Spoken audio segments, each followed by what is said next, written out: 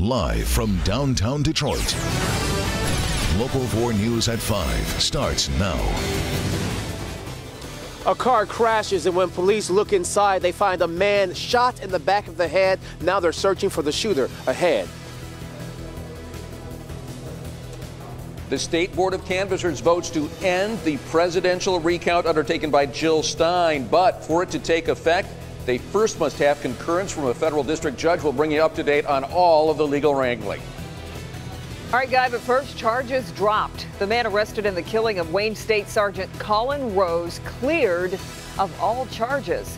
That's where we start today at 5. Right now, police are out recanvassing the area where Sergeant Rose was shot and killed. This after Wayne County Prosecutor Kim Worthy announced all charges against this man, D'Angelo Davis, have been dropped.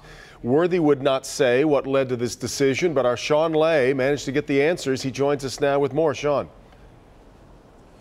Good evening, Devin. D'Angelo Davis still in the Wayne County Jail behind me. He's been held here for the past 2 weeks, but the wheels are in motion that could release Davis here out of these front doors at any time. Take a look. Court documents just filed that D'Angelo Davis, the charges against him, murder and gun charges, dropped, dismissed without prejudice. Here's the reason why. I'm learning DNA evidence and video evidence are clearing Davis of the shooting of Sergeant Colin Rose. All murder charges against D'Angelo Davis will be dismissed today. A stunning blow to a heartbreaking case. The person who shot and killed Wayne State Police Sergeant Colin Rose is still free, while the man arrested for the shooting, D'Angelo Davis, has been cleared. Davis was arrested hours after the shooting. His mother telling Local 4 her son is not a cop killer. My son has not done this. He has not done this. Prosecutor Kim Worthy threw the book at Davis. So what's gone wrong with the case? So we will be taking no questions. Local 4 has learned that Detroit police homicide investigators continued to work this case, finding video of Davis in a liquor store at the same time Sergeant Rose was shot. And the real killer left several items at the scene. Sources tell me that DNA from those items do not match Davis. Wayne State Chief Anthony Holt says he can't say if the case is now at square one. Can we just get your thoughts on the matter, just in general? At this point, I can't say anything at all right now. But now the ATF is offering $10,000 to help find the killer. Detroit Dog Rescue offering $5,000. $15,000, that's a lot around Christmas time. So we're looking for somebody to come forward. Somebody knows something about this gun. Somebody knows something about this murder. Back here live now, D'Angelo Davis, he now has an attorney. I just got off the phone with her. She is telling me that D'Angelo Davis will be speaking about this case to us at a later date. She also said that she was surprised that during the Kim Worthy news conference this morning around 10:30, 11 o'clock, that she was quickly called to court. That's when D'Angelo Davis was quickly brought into court and the charges were dismissed. Devin and Kim, she was surprised that no media was there to cover that. Back to you. Well, Sean, if you've got somebody that you think was responsible, that means that's a lot of time when you weren't necessarily out investigating it anymore. So does that leave us with a cold trail here now? Yeah, the couple of things here. The investigators I've been speaking with say they've continued to investigate the case because there were questions about the case. That's how they came up with the video evidence and had the DNA left at the scene tested. They're not saying the case is cold. They say they have leads to go on, but you can also read between the lines why the ATF today and then others raised that reward. They said that's the key right now is getting some help from the public. They said they have things to go on, but they need help. Let's hope that help is there. All right, Sean. Now to a developing story we are following right now out of Highland Park. One person is dead, another injured in a shooting. This happened right around 2 this afternoon in the area of John R. and Church Street. That's right near McNichols. Let's get to Jamont Terry live. And Jamont, you just got some new information from police. What'd they say? Well, they're still looking for that shooter tonight, Kimberly. Here's what we do know. We have one person that is dead. He was found inside a car. If you take a look over my shoulder, that vehicle in question with the white sheet near the driver's side is where that individual was found. It's still on scene. Now, tonight, Highland Park Police are trying to find the people or person responsible for pulling the trigger. Jimmy Brown got a call telling him to rush home. When he arrived to John R. and Church, he found Highland Park police surrounding his house, investigating an accident and deadly shooting out front. It's just a crazy scene to come home to, and you got your car smashed across your lawn, and you got another car across your lawn on the side of your house in a ditch with a dead body. It's crazy. The preliminary investigation reveals several shots were fired. You know, is there any damage to my house? Did any of the bullets wheeze through into my home? Because I usually be sitting in the house. And at least 2 cars were involved, but the police chief can't say where those shots came from. That's somebody driving, shooting, or walking? We don't know if it was driving or walking, or it might have came from a house. That's Jimmy Black Pontiac. It was parked in the driveway. During the process, the car smashed into his vehicle. The victim's car stopped in the side lot. Police say the guy died from an apparent gunshot wound to the back of the head. I'm feeling really, really bad for that person's family right now, Jay, you know, because it's a loved one lost, you know what I'm saying, for probably some petty stuff, really. Now, we do know that Highland Park Police towed a white van from the scene. The chief would not say if that was the van that the shooter was driving and potentially took off running in. We do know the individual that died here on scene is 29 years old, and Highland Park Police tell me that they are very familiar with him, leading to an indication that potentially there could have been some illicit activity going on here, but that's still preliminary at this particular time. For now, reporting live in Highland Park, Jermont Terry, Local 4. All right, Jermont. A stranger danger alert from Southfield. That is where the hunt is on for 2 men suspected of trying to kidnap a 12-year-old boy. It happened yesterday afternoon at about 4:30. The student was walking home from Thompson Middle School on Southwood Drive near Sherfield. That's when he was approached by 2 men in a black Ram pickup, similar to this one. The driver lowered the window and told the boy to get in the truck. He refused. That's when the passenger got out of the truck and grabbed the boy. He was able to pull away and run home. It is turned into a complex and convoluted mess, but the key thing that we know right now in Michigan's recount of the presidential vote, it is still on, though it could change at any minute. Guy Gordon live from Lansing. We've got a number of legal proceedings going on concurrently, Guy, so give us a breakdown on where this stands at this hour. Let me see if I can simplify this mess for you, but you're right, it's a mess. First of all, State Board of Canvassers oversees elections in the state. They just voted within the past hour to end the recount if and only if a federal district court judge, Mark Goldsmith, who initiated the recount in the first place, if he dissolves his original order.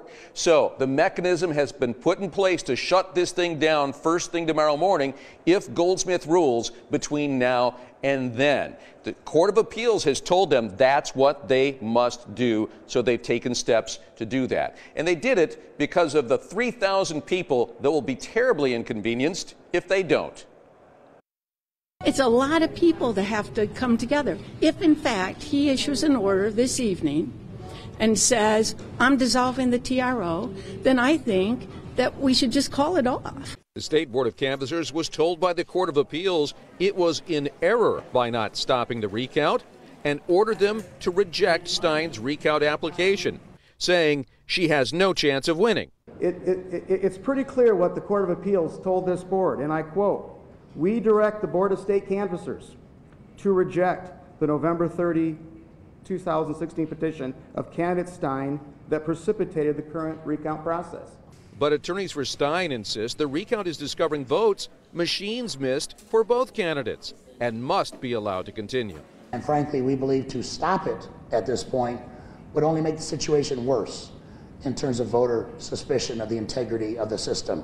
In federal court, identical arguments, but Trump attorneys on behalf of Michigan taxpayers asked Stein forces to put up a $5 million bond against the full costs of the recount.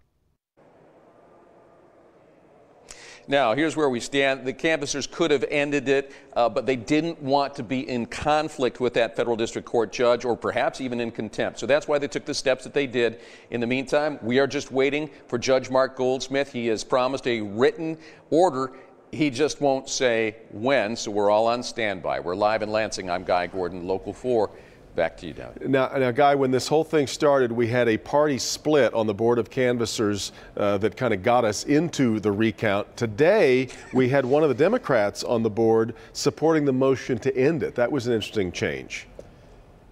It was an interesting change, and let me tell you why that happened. That's because the Republicans refused to allow the meeting to adjourn. They wanted to hold things up here until we got the Goldsmith ruling. One of the Democrats said she didn't want to be held hostage. She said it's going to happen anyway. Let's go ahead and do this, and we'll reaffirm it or confirm it tomorrow morning. They're supposed to meet at 9:30 a.m. In the meantime, Devin, nearly 24 state senators who didn't want this recount, say they want a full investigation into the irregularities it has revealed. We'll have more on that for you at 6. Which is already starting to pop up. Exactly right. All right, back more coming up from Guy here a little bit later on in this 90 minutes of news. All right, Guy. We have seen a few peaks of the sun today, but it is chilly. It was nice to see the sun, though. Yeah. You're right. Let's get over to Ben. And Ben, you are tracking some snow, too? Yeah. I mean, yesterday we had the rain, couple areas of green on the map. It is all blue out there right now, even as far south as St. Louis and Kansas City. But we're really focused on this disturbance up here, not in the short term so much as what's to come once we head into the weekend. Saturday looking dry, Sunday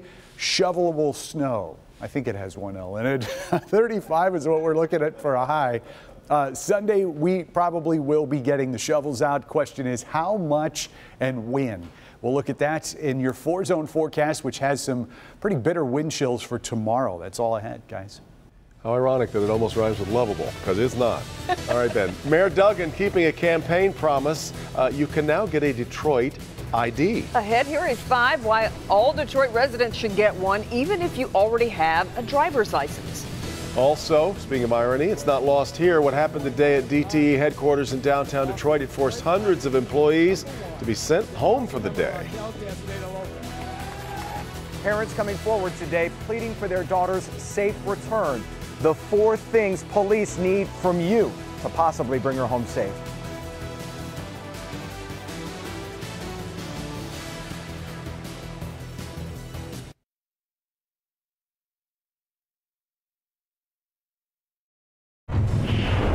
New at 6. White boy Rick Wershe makes a new push to get out of prison. New at 6. The longtime Michigan prisoner opens up exclusively to the Local 4 defenders about his new strategy. Also beating the flu before it makes you sick. Dr. Frank McGeorge has the one new trick that is being tested coming up at 6. Well, it's been 5 days since Danielle Stislicki was last seen in Southfield. And now her family is speaking out for the first time, pleading for help to find her. Let's bring in Jason Colthorpe, who spoke to them and also got an update from police. Jason? Devin, police right now are getting a lot of tips coming in. They're getting leads. Nothing they can discuss with us because they don't want to tip off anyone who may have done something illegal or maybe holding Danielle. But today, and that includes a search that happened Sunday and Monday, turned up nothing at her apartment, and now her parents coming forward to bravely talk about what these last 5 days have been like. There's no sleep, there's no eating. Ann Stislicki and her husband Richard praying to find the one clue that may bring their daughter home after she went missing now 5 days ago. Our concern is that Danielle is somewhere being held, not by her choice, and wants to come home, and we want to bring her home. Danielle Stislicki was last seen wearing a turquoise jacket, leaving MetLife in Southfield Friday around 5 p.m. She was on her way to meet a friend for dinner, but never showed up. Her parents say it wouldn't be unlike her to help someone out with a ride. We're hoping that that isn't how it turned out this particular time, that her generosity and givingness wasn't her final undoing. What police need right now, anyone who may have seen her leave MetLife on Telegraph or driving on 10 Mile Road in her mud-covered Jeep Renegade. They're also trying to find her keys, which had a unique yellow charm, and her cell phone, a Galaxy Prime, in a pink case. Family went to her place at Independence Green Apartments Saturday at 6 p.m. to find her Jeep locked with her purse inside. There were no signs of a struggle, and it was parked 8 feet from her door. I plead as a family, as a mother, from the deepest of my heart, help us bring Danielle home. Independence Green Apartments, where Danielle lives, has put up a huge reward today, $50,000 for tips that will lead, information that will help bring her home safe. There's also a GoFundMe account that's been set up that has raised $15,000 that would also go for a reward. And again, Farmington Hills Police saying, if you know anything, if any of this rings a bell, if any of those pictures ring a bell, call them immediately. We're in Farmington Hills. Jason Colthorpe, Local 4. All right, Jason.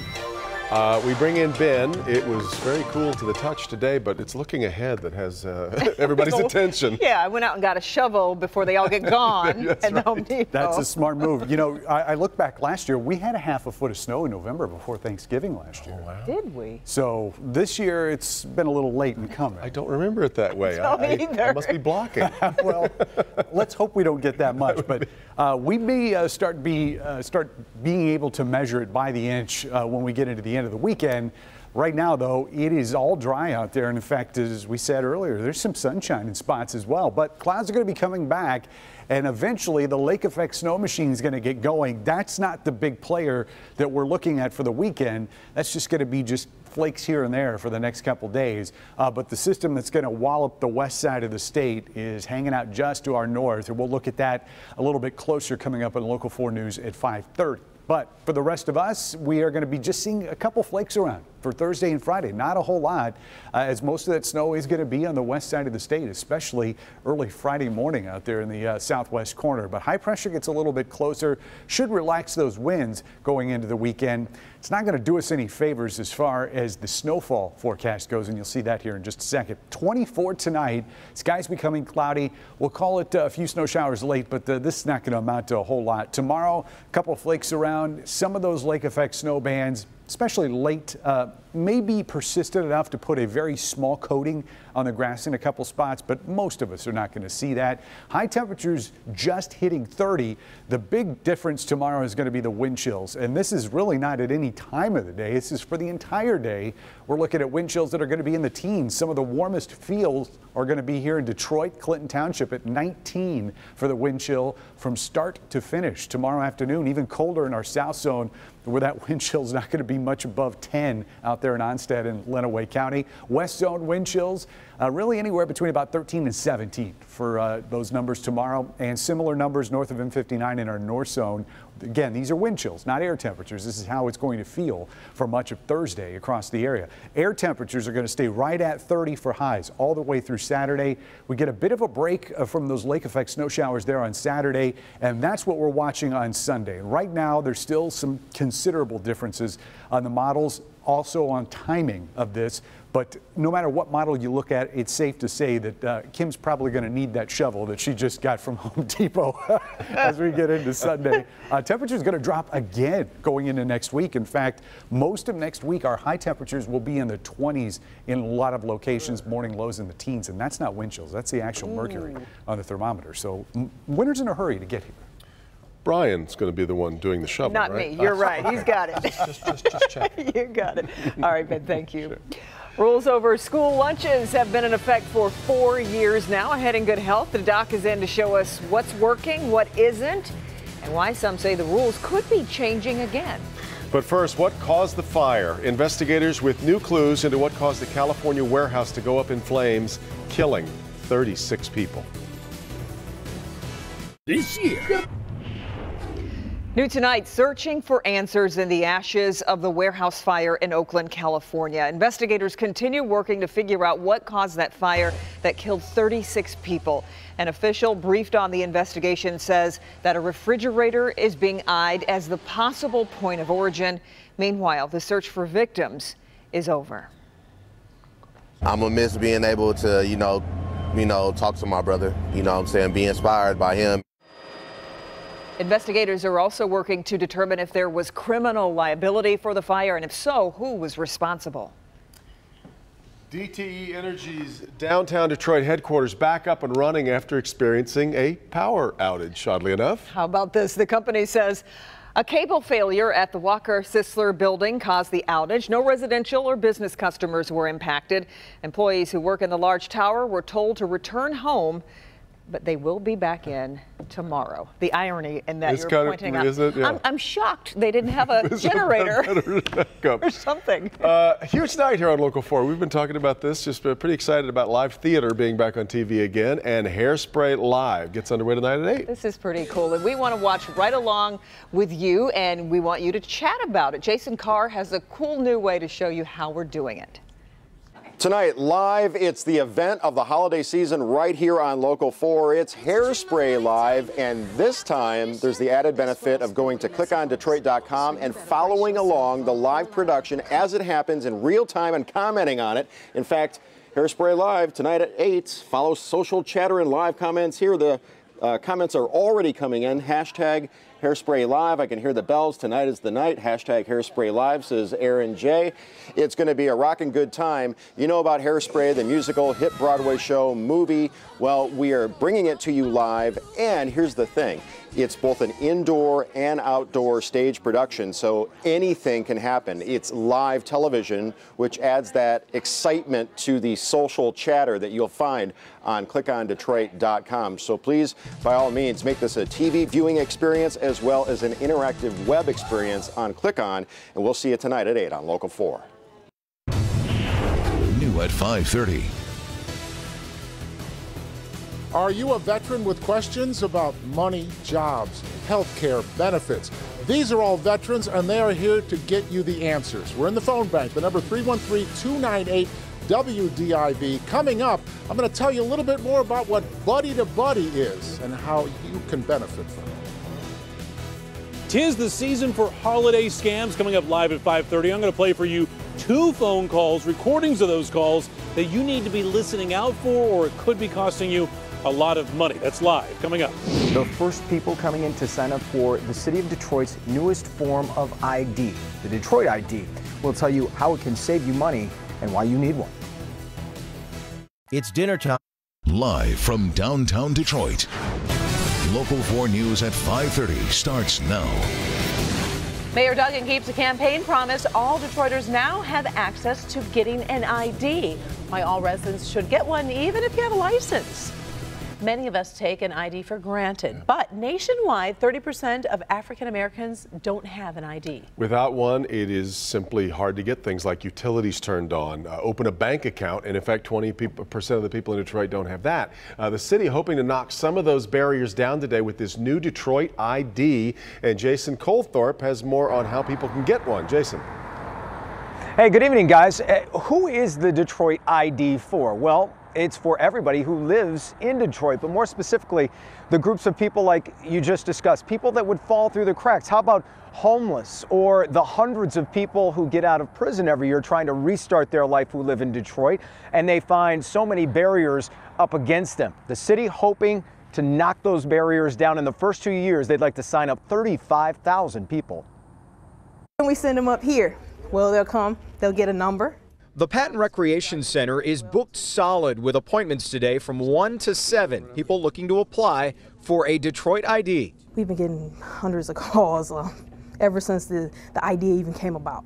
I have been waiting for many days to have my ID to be like, "Bae, I'm Detroit, baby." City Councilwoman Raquel Castaneda Lopez, who got the first ID, borrowed the idea from New York City. She calls it her street cred card, but it'll mean much more than that for people who need ID but can't get one. The whole point is that this is really a Detroit ID card. So one aspect is about removing barriers to make sure that everyone is recognized and has access to services. The other component of it, I think, is about instilling the sense of pride as a Detroit resident and making sure that people have certain benefits attached to it. The homeless, parolees, immigrants, even undocumented ones, can use the ID for stable housing, jobs, a bank account, and even help get more kids to school. Growing up, I only went to school 1 or 2 times out of the week because my mom would be afraid to get stopped and be asked who she was or where she came from. Marari Morales' family is from Mexico, and she says the ID is long overdue and it will help her entire family. And now that she has an identification card that says who she is,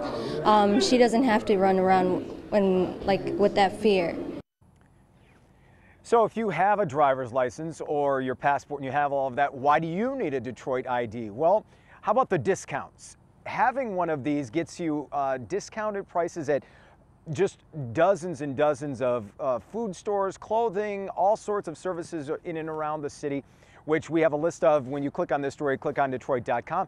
The card, by the way, costs $25 for adults, $10 for kids 14 and up. And if you have trouble paying for that, they will work with you and possibly give it to you at a discount. We're reporting live tonight. Jason Colthorpe, Local 4. Yeah, Jason, because for people who don't have ID, it can be very arduous to prove that you are who you say you are.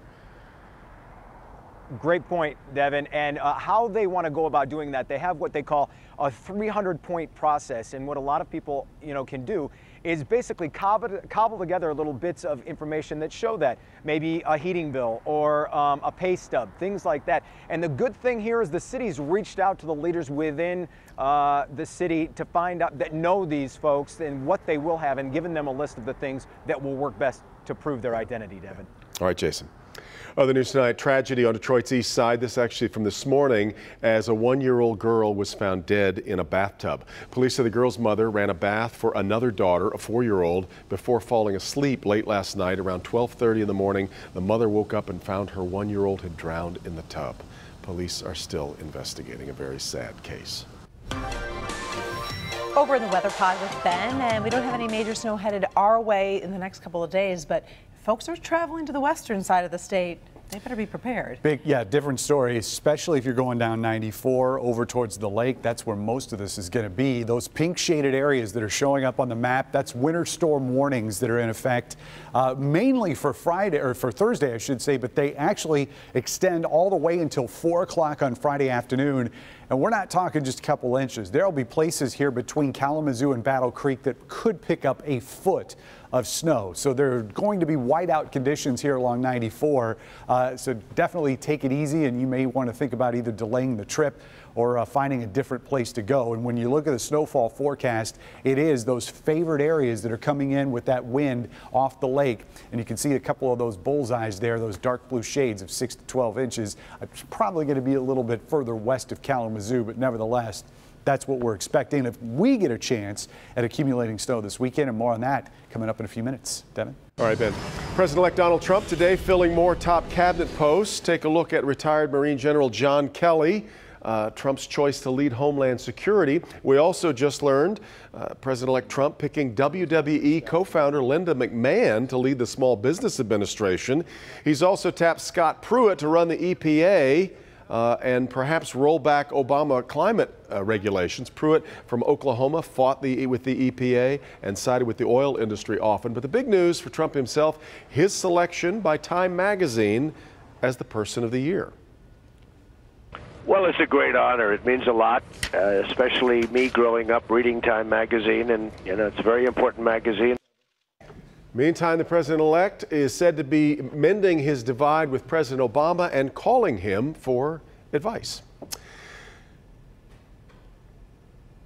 Scammers are always trying to stay one step ahead. It seems almost weekly we have new warnings in hopes of keeping you from becoming victimized, especially this time of year. Everyone seems to be targeting folks, and tonight one man has proof of just how crafty these guys could be, because when they called, he hit the record button. Sean Lay live tonight, and these guys are pretty bold and creative, Sean. So persistent, Karen. Look, if you're at home right now making dinner, give us just a couple of minutes, because more than likely your phone at some time it's going to ring. On the other end, a scammer trying harder and harder to get your money. An attorney in Dearborn, he's been getting these calls lately. He's recording them, so we want to play these calls for you so you know exactly what to listen for. The Walmart store, grab that iTunes gift card, $15 to $500. Listen closely. That's the voice of a thief, a scammer in an overseas call center. Eventually, you are going to get one of these calls, the person on the other end hoping you will fall for their lies, costing you money. Wait, shall I tell them you're going to give me $9,400 after I send you the $200? There's times where they'll just reel you in. Majid Mogni is a Dearborn attorney who records these calls when he gets them and follows the caller's instructions step by step to expose as much information about their tactics as possible. Okay, once I do that, what is next? What should I do next? This caller has a new twist on the old IRS scam, saying the IRS wants to send him $9,400 if he will go to a Walgreens and get an iTunes gift card for $200, give them the numbers on the card to release his funds. She's done it already to 1,000 people, and that's $200 a person. That's $200,000. The other scam, a virus, may have already been placed on your computer, exposing your private information. You'll get a call and the person will offer to get the virus off your computer for hundreds of dollars. You have to pay the money, and sometimes they'll ask for as little as in this particular case, $399, and they can ask up to $10,000. Back here live, our attorney there, Majid Mogni, he's kind of like a detective. He keeps these callers on the line, peppering them with questions. That way they reveal more of their tactics to him. He says, don't do that. Do not engage, because the more you ask questions, the more you get on different lists that you may be interested in, the more calls you may get. He says just hang up and block the number, Karen. Well, if this is becoming a trend, can police get involved in this, Sean? Locally, no. You can file a report, but most of these call centers, people calling in, are overseas, so very little prosecution happens unless, different agencies get involved, like the FBI, and then go after them. But he says the best thing to do, hang up, block the call, and the IRS is never going to call, so these are always a scam. Always a good reminder. Thank you, Sean. Today marks 75 years since the Japanese attack on Pearl Harbor, and to commemorate the anniversary, a memorial ceremony is underway at the naval base in Hawaii. Still hundreds of survivors there to join thousands of others to remember the lives lost back in 1941. The day-long ceremony is still going on right now. It'll end with a memorial parade around 9:30 tonight. And to help honor this very special day, we've been working to help our veterans. Yes, Steve Garagiola is live in our Local 4 phone bank, where veterans are taking calls from their peers. Steve? Yeah, they surely are. Sean had a story about a phone scam. If you're a veteran, this could very well be the best phone call you ever make in your life. I am in a room full of veterans. They are volunteers. They are from Buddy to Buddy. It's an outreach program to help veterans with questions about money, employment, benefits, health issues. They are here to get you the answers that you need. So if you're a veteran, the phone number is 313-298-WDIV. Sometime for vets, the hardest thing is to reach out for help, and Buddy to Buddy makes that very easy. I could tell you were struggling, but you wouldn't talk. Bob Short is spending his retirement reaching out to vets. I think it's invaluable. This former infantry squad leader fought in Vietnam. As a Vietnam veteran, I think, like a lot of others, felt the need to play some part in making sure that they got the services they needed that maybe we didn't get. But it's not a matter of sour grapes. It's a matter of just wanting things to be different, and they are. As a Buddy to Buddy volunteer, Bob spends time with fellow veterans like Bianca Racine, who served 22 months overseas. I had a lot of anger issues. I came home an alcoholic. I was always getting in fights. I was always being rebellious. I was having a very hard time trying to become a civilian. Bob listened to her story, then connected Bianca to the right resources to get a job and to get help. I now work full-time at Auto Supplier in Auburn Hills. I go to school full-time at Macomb Community College. I actually volunteer with Buddy to Buddy now. Among the top concerns for veterans are employment, money and legal issues, and health.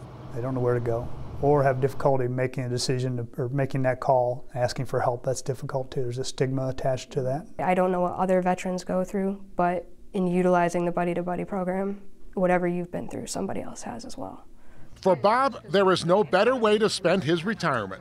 It's turned out to be one of the most rewarding things I've ever done.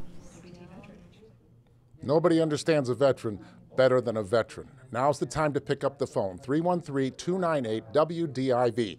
The phones have been very busy, so if you call and you can't get through, try again. If you still can't get through, it will divert to a voicemail. Leave a message. Somebody from Buddy to Buddy will get back to you within the next 48 hours. So don't be shy. These are veterans. They are reaching out to you. 313-298-WDIV. We also have a web chat going at clickondetroit.com. Both the web chat and the phones will be open until 6:30. Back to you. Yeah, you bet, Steve. I'm glad the phones have been busy today. It's so important. Great to know that they're there for them. All right. We've got some stunning photos that are out of this world and out of this world. Yes, what these pictures right here show that have never been seen before by humans. Doc?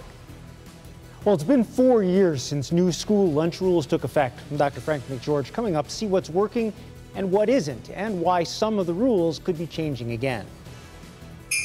For many families who celebrate Christmas, this is the season to decorate the house.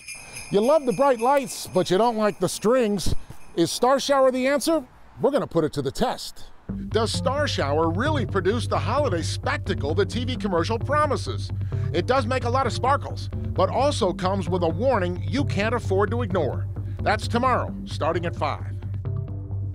Tim is our New at 6. At 6, emotional testimony about the death of a 3-year-old boy. What prosecutors say was going on inside the child's home before he was beaten to death. Nick? At the corner of Woodward and State Fair in Detroit, there is a war veterans memorial. You probably don't even know it exists, but it is falling apart, and those who want to help keep it together desperately need your help. It's hard for me to put my hands around it, how people just don't care. How you can help and how part of the problem is that they don't even know who owns this anymore. Now to good health, getting kids to eat healthier food at school. Changes to the school lunch program have resulted really in mixed reviews. Yeah. Dr. Frank McGeorge is here with a look at what is working and what isn't.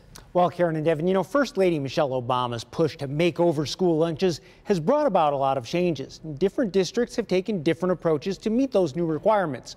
Now a new report, though, is spelling out the most effective strategies. Change is hard. Just ask the nation's cafeteria directors. Since new nutrition rules took effect in the fall of 2012, school meals have changed dramatically. The report finds meeting the breakfast requirements has been less of a challenge. There's either cereal or the main breakfast, and I sometimes pick cereal unless it's a smoothie. Across the nation, more kids are eating breakfast at school. Better options like smoothies and yogurt, funded with grants from dairy farmers, are making that more appealing. We're trying to offer different things that will entice students that maybe don't have time to eat breakfast in the morning. They're rushing out the door. Lunch changes have been more difficult. Schools have struggled to meet tighter weekly limits on sodium and the requirement that any food considered a grain be made from at least 50% whole grains. One of the most successful strategies has been setting up salad bars. Almost 2/3 of the schools that increased the use of salad bars say kids are eating more fruits and vegetables. Another success? Making more foods from scratch. School lunch participation has increased or held steady in programs doing more actual cooking.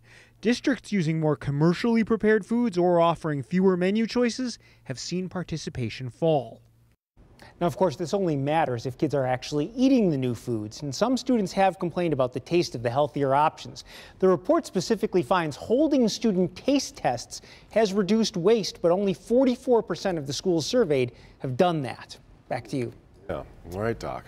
Bernie's here, and people are already getting excited about Sunday. Well, they have to. I mean, this is good stuff. This is the one you can't, this is the banana peel game. Don't No. slip up on. Really? This is the one so? you just can't slip up on. No, but I think Jim Caldwell. I agree with you. I mean, I agree. yeah. They'll be focused. Hello, Jim Caldwell.